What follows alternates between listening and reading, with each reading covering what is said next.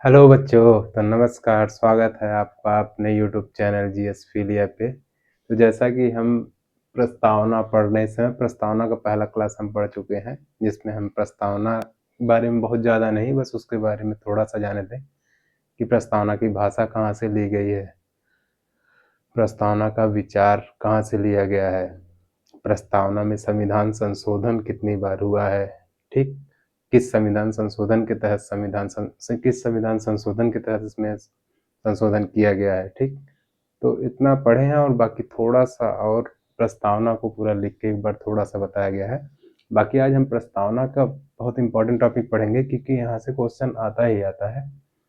तो प्रस्तावना के विवाद के बारे में देखते हैं कि प्रस्तावना को लेकर विवाद किन मुद्दों पर हुआ, ठीक। तो होता क्या है कि 1960 में एक मैटर आता है बेरूबारी केस। बेरूबारी केस दरअसल केस ये था कि बेरूबारी जो होता है एक जगह थी पश्चिम बंगाल और पूर्वी पाकिस्तान के बीच में गांव था। उस गांव को देने की बात हुई कि उसको पूर्वी पाकिस्तान को दे दिया जाए, ठीक।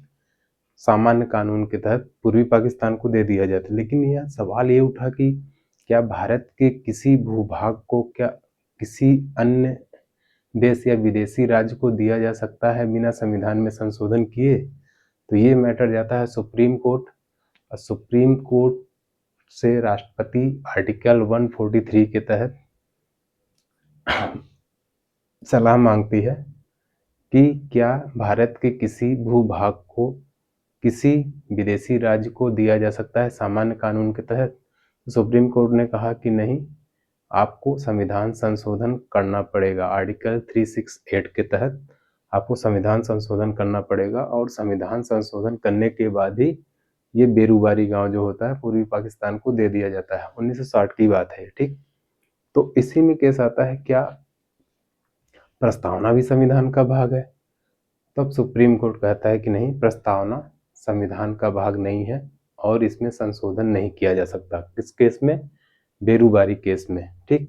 तो बेरूबारी केस समझ में आ गया। बेरूबारी केस रियली तो आया था एक भूभाग को लेकर, लेकिन इसमें प्रस्तावना को भी जिक्र किया गया कि प्रस्तावना संविधान का भाग है कि नहीं। तो बेरूबारी कहता है कि प्रस्तावना संविधान का भाग नहीं है और इसमें संशोधन नहीं किया जा सकता, ठीक।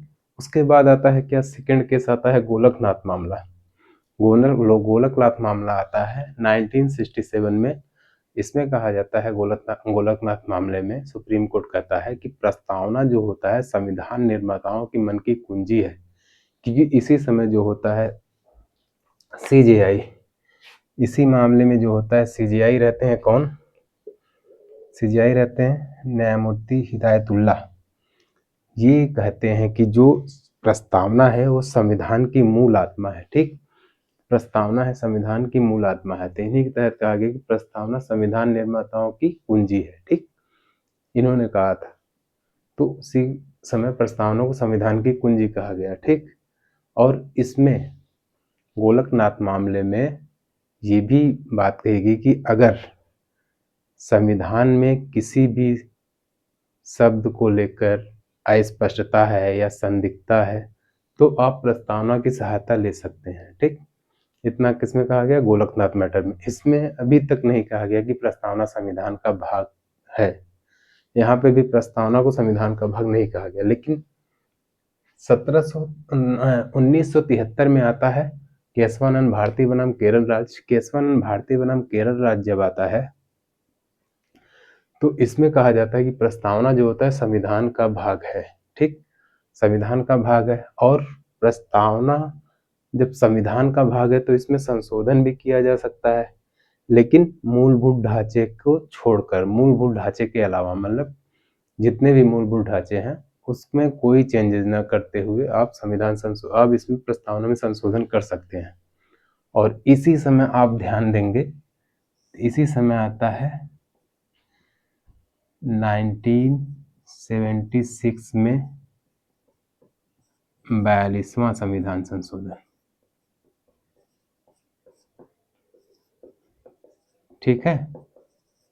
इसी समय 1976 में या 73 76 में 42वां संविधान संशोधन आता है, जिसके तहत प्रस्तावना में 3 शब्द को जोड़ा जाता है। कौन कौन? समाजवाद प्लस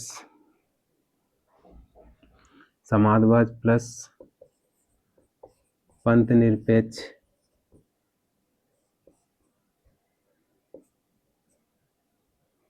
प्लस